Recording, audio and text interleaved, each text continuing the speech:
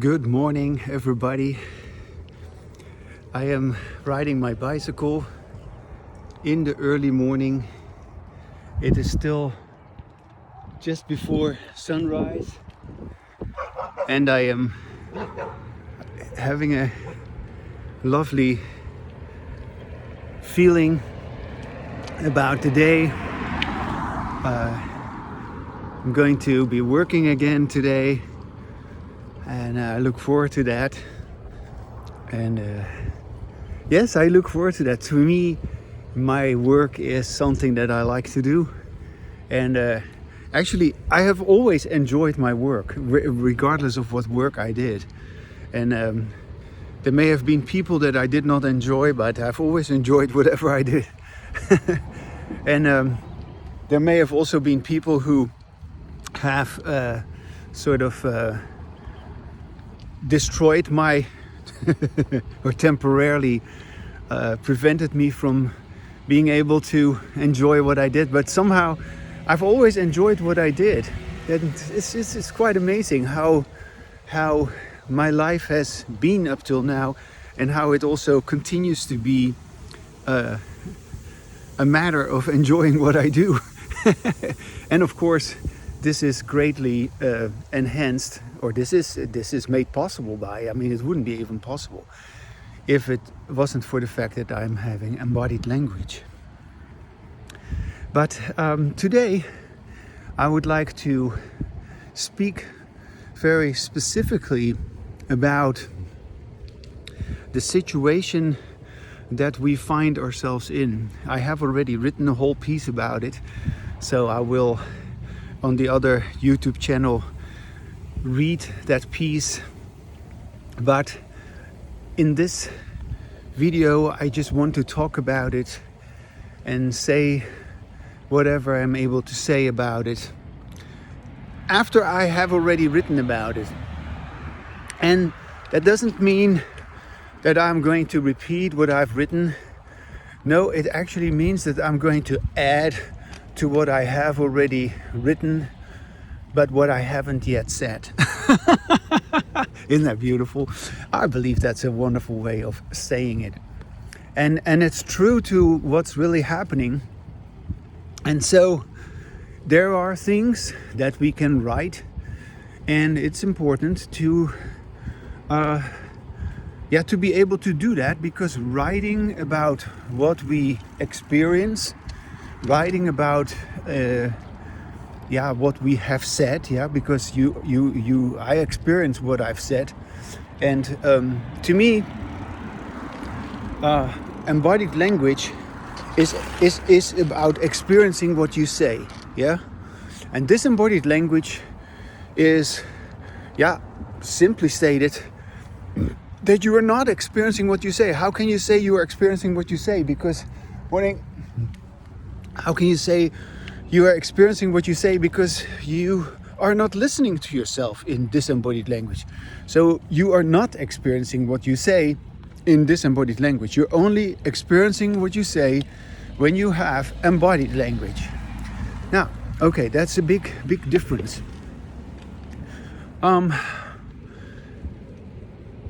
The situation in which one is able to have embodied language is a different situation than the situation in which one cannot have it, in which one does not listen to oneself.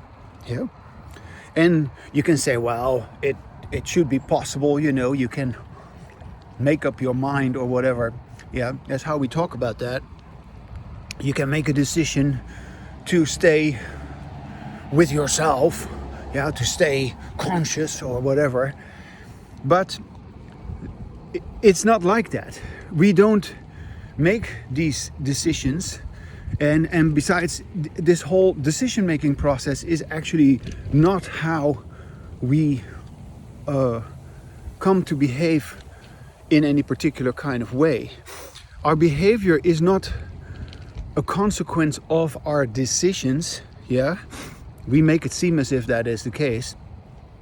No, our behavior, so this particular behavior that I'm having right now, this what I call embodied language. Yeah, I call this embodied language because I'm listening to myself. Yeah, this behavior, I'm sitting here on my bicycle, I'm riding on my bicycle. It's early in the morning. I'm enjoying myself. This behavior, embodied language, is made possible by the situation. It's not decided by me. And it's a very, very crucial distinction, because the moment I imagine that I am causing my embodied language, I'm no longer having it.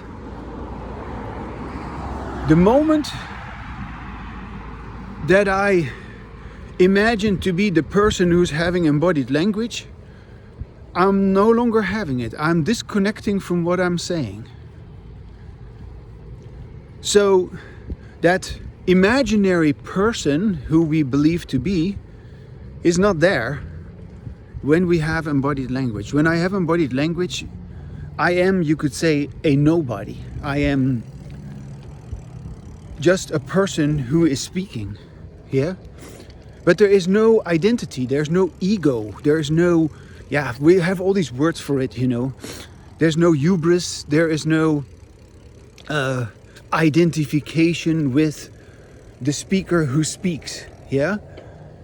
There is no speaker who speaks, there is no listener who listens. There is just speaking and there's just listening. And they happen simultaneously. And they can only occur in this particular way. I can only have this way of talking, which I call embodied language, which of course you can also write about, and then you can read about it. I have embodied language because my language creates the situation in which embodied language can occur. Yeah. My language creates the situation in which embodied language can occur. So it sounds kind of circular, but it's not, because unless these words that I'm speaking, that's my language, unless these words match exactly with my experience, I cannot create the situation in which I can have embodied language. And so I speak from the sense of oneness between my language and my experience. There's no difference. There's no difference. The language doesn't take me away from the experience. Of course, the language is not the experience. The described is never the description. The word tree is not the tree. But with my language about my experience, I can either address my experience correctly so that it will continue, so that I am clear about it, so that I enjoy myself, so that good morning, so that I understand what I'm saying, and so that I also have order, which means I adhere to the priorities which matter to me. If I do not listen to myself, I do not have these priorities. I actually adhere to a form of disorder which messes me up. And so it is such an enormously wonderful phenomenon that we can be speaking in such a way that our words do not take away from our experience, that we know these words, yeah, they describe our experience. These words are not the same as our experience.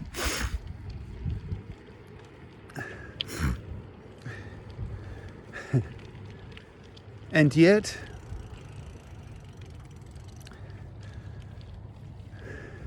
I have to be careful here. Good morning. Good morning. How are you today? Good morning. So these words, they are not the same as this experience. And yet,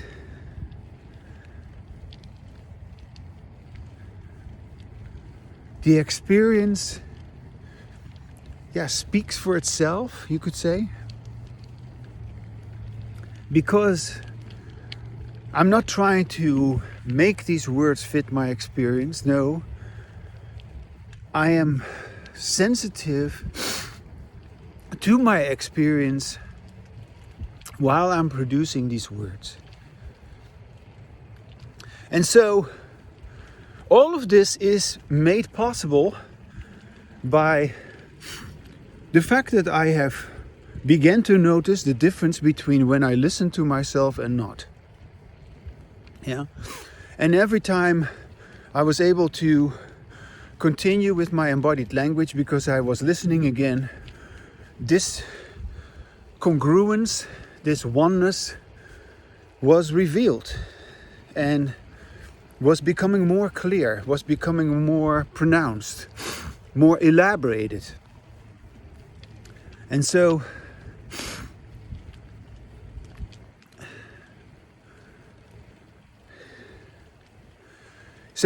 what I'm saying is that what I'm able to produce with my language at any given moment is not, as we would be inclined to say with our disembodied language, it's not true that this is just a matter of letting it happen. No. That's not what this is. That's not how this works. That it just emerges, it just spontaneously begins to happen. No. I do it because I can do it. And I could only continue to do it because I continue to create the situation in which I can do it. And if I make any mistake, everything will change. Yeah? So nothing is accidental. Everything can be understood. Yeah? It can only be understood because there's reason to it. You wouldn't be able to understand it if there was no reason to it. And the false explanation that we would have with our disembodied language, that this is just happening, is in essence based on our tendency to not reason about this. And that, good morning, that tendency is of course always a product of our disembodied language. Because let's face it, to reason about this requires us to go on with our embodied language. And if that is not possible, all we can do with our disembodied language is to just sort of fantasize about that. Oh, and then supposedly it's just happening. No, it's not just happening. I do it. I consciously do it. And I create this situation. And this situation is created by me with my embodied language.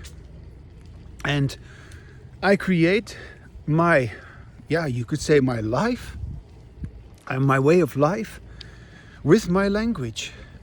And so there are so many things that we have yet to begin to talk about. Because as I was saying this morning in my writing, we have referred to all sorts of things with our disembodied language. We've referred to perception, we've referred to awareness, consciousness, alertness, mindfulness, yeah, our ability to be in the moment, all that kind of references, they fall by the wayside once we have embodied language. Yeah? And I am proud, I feel fortunate that I have discovered this. I feel, you could say lucky, because I could have also given up on this many times, but I haven't. I was many times discouraged to continue with it, just like anyone who will try this, anyone who will try to speak with him or herself and listen to him or herself. Anyone will feel discouraged by all the people who do not do this. Yeah, disembodied language is everywhere. There's no attention anywhere for embodied language. And this is why we have very little embodied language. If it happens at all, it happens in a unconscious manner, very briefly, very accidentally, and we do not really realize that we are actually having embodied language. We do not realize that it is actually maintained or acquired by listening to ourselves while we speak. So there's never been any real attention for this matter. And so, just like everybody else who might want to try this, I was oftentimes discouraged. I was oftentimes frustrated, oftentimes disappointed. And yet, in spite of all that, I went on with my exploration of my own embodied language. I went on creating my own situation. Very deliberately, and yes, with a lot of, you could say mistakes. Also falling back into my own assumptions with my disembodied language. My history of conditioning is similar to everybody else's. We were all basically conditioned to either listen to others or to make others listen to us. None of us were reinforced for listening to ourselves. And so, the reinforcement of a behavior is the essential reason why a behavior continues or increases over time. And so, most people are completely ignorant about the lawfulness of human behavior. I'm not, luckily. Luckily, it's so interesting. Luckily, I withdrew from my PhD study. And because I withdrew from my PhD study, I was still in this rush, to get to my PhD. And I had almost achieved it. I was writing on my dissertation, but then I had to acknowledge, I had to let myself know this is taking too much of me. I was suffering so much. My health was on the decline. We were financially bleeding ourselves to death. And and there were all these things that I had to do, and there was still so much time that I needed to spend before I could acquire that PhD. And I felt such a complete lack of respect for who I was as a person, who I was, what I was about, why I was even there to study psychology. What was my motivation? It was to inquire the scientific basis of my embodied language, which I had already discovered before I even got into psychology. Yeah. So in any case, I felt there was no connection there. People were not interested in my then limited ability, because I'm now, I would say, more capable of talking about it clearly than I was back then.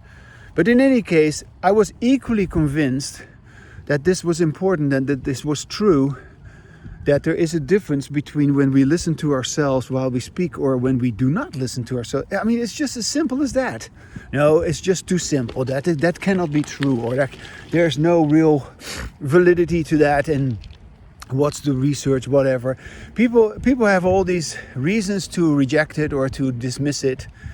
And okay, I was just so frustrated where, all these years that I've studied psychology, I have only acquired accumulatively more and more knowledge about why what I say is true. Anyway, I can mention many different researches that point into the direction of embodied language, but they never really get to it. Human beings have forever tried to address what I'm addressing, and I'm the one who is successful and nobody wants to hear about it. In any case, I'm glad that I withdrew from the study of psychology. During my psychology study, I had actually taken 2 classes in behaviorism, in applied behavioral analysis, which basically then sort of just puts you on track to become a counselor or a therapist for people with autism and learning disabilities and language problems. But that didn't seem like that was not going to be my biggest interest. And so even though I aced both of these classes during my graduate study, I took these 2 classes, and it was difficult, to learn the basic principles of radical behaviorism, B.F. Skinner, and then you get to know about classical conditioning, classical conditioning, which deals with the pairing of stimuli, the pairing of stimuli, which then will result in conditioning, which is called classical conditioning, where the one stimulus will actually begin to elicit the same response as another stimulus because they have been paired. Anyway, that's one form of conditioning, and there's operant conditioning, which deals with a stimulus response and consequence situation, where we are talking about the consequences of a behavior that determine the future probability of that behavior. Anyway, I learned all about this after I was out of my graduate study, because once I withdrew from my graduate study, I was still in this incredible rush that I wanted to read and I wanted to learn. And although I had withdrawn, although I had said, no, I cannot do this anymore, it was at the same time necessary, totally necessary, and it was a good decision. I never regretted it. But at the time, it was a difficult decision, painful decision, because I had come so far, and then I pull out. No, it was a good decision, and it was because I was out of this graduate study. Oh, I just need to tell these ladies. On your right, good morning.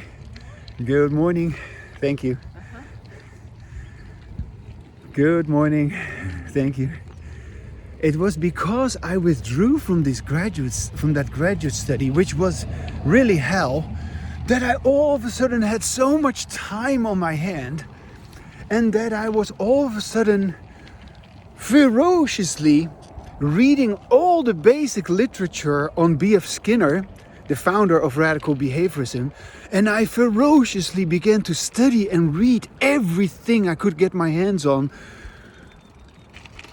regarding behaviorism and regarding classical conditioning, operant conditioning, and later on also behaviorology, which is a subgroup of, or no, you could name not subgroup. It's actually a group of behaviorists who decided we needed to bring our behaviorism really among the already. Good morning. We need to bring behaviorism among the other sciences. It's not part of psychology. And it is separate from psychology because psychology is not really a science. It's just a hodgepodge of theories. And so behaviorism is a science. Yeah, Skinner has, with his research, figured out the lawfulness of human behavior. Yeah, the schedules of reinforcement, go and check it out, is extremely important because that is how behavior really works. And of course, one also needs to talk about classical conditioning. It makes no sense to talk about operant conditioning in the absence of classical conditioning, or the other way around. They are two extremely important, you could say, perspectives. It's just like we need to talk about our experience, but we also need to talk about our language. And talking about our language is not the same as talking about our experience. Yeah. So we need to get clear on the fact whether we are having embodied language or disembodied language when we talk about our experience. And then we need to talk with our embodied language about our experience, because we can only get clear about our experience with the embodied language. We cannot get clear with our disembodied language about our experience because we do not listen to ourselves. So, anyway, I was just so extremely fortunate that I had created all this momentum to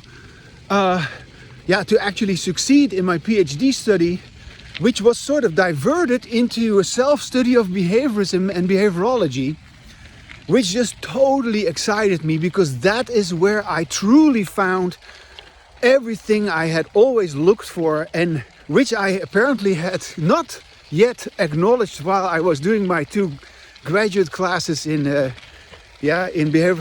behavioral analysis.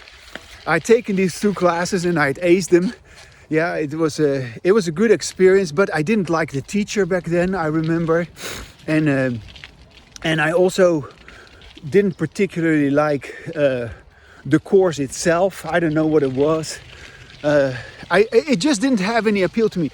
But while I was studying it on my own, all of a sudden I got it. And perhaps what was one of the most fascinating experiences for me was to read the autobiography of B.F. Skinner. When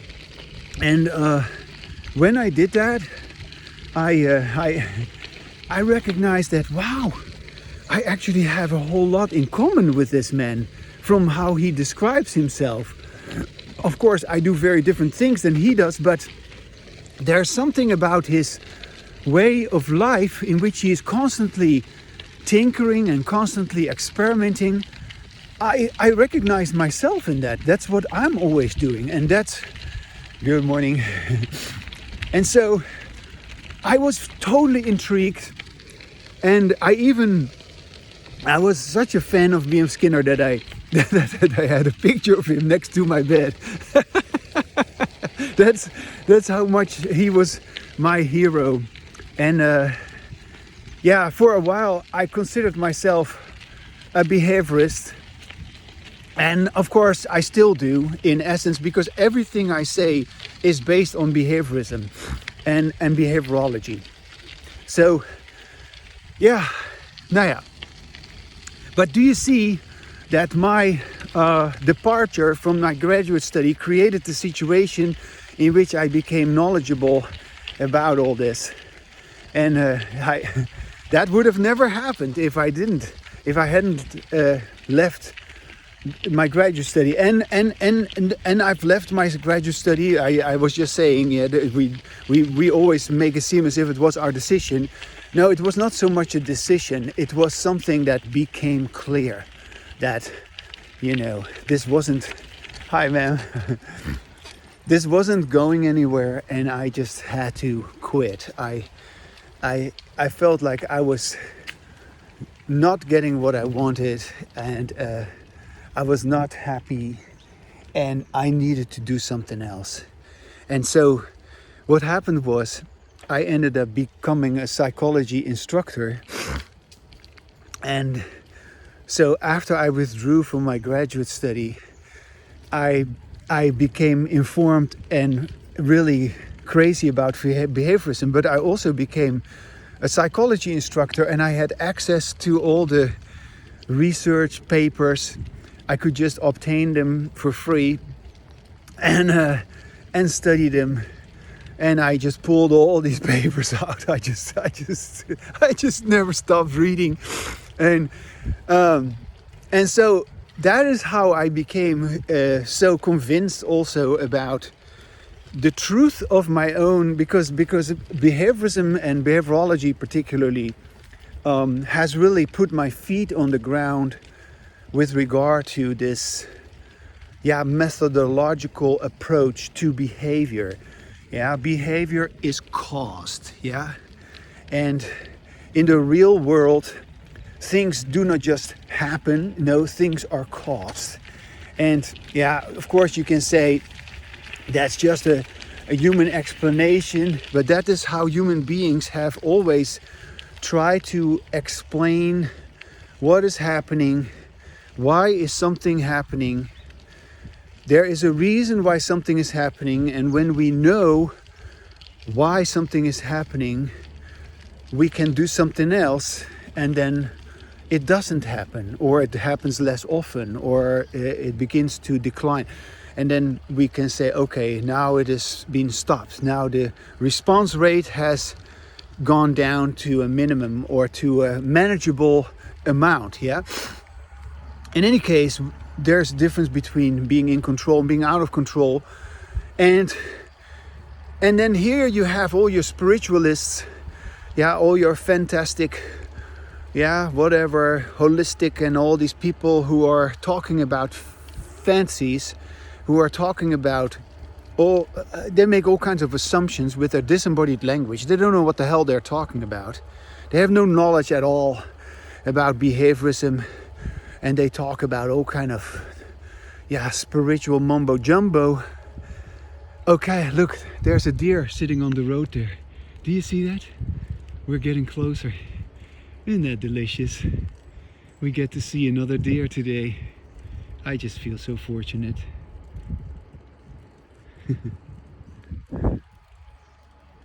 Oh yeah, I'm so glad that I'm still going.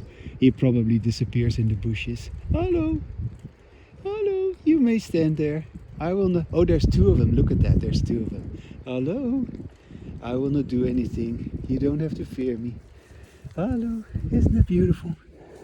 Wow. I feel so fortunate. Anyway, now I am fulfilled. And so that was my explanation for today. I will leave it with this. This is good.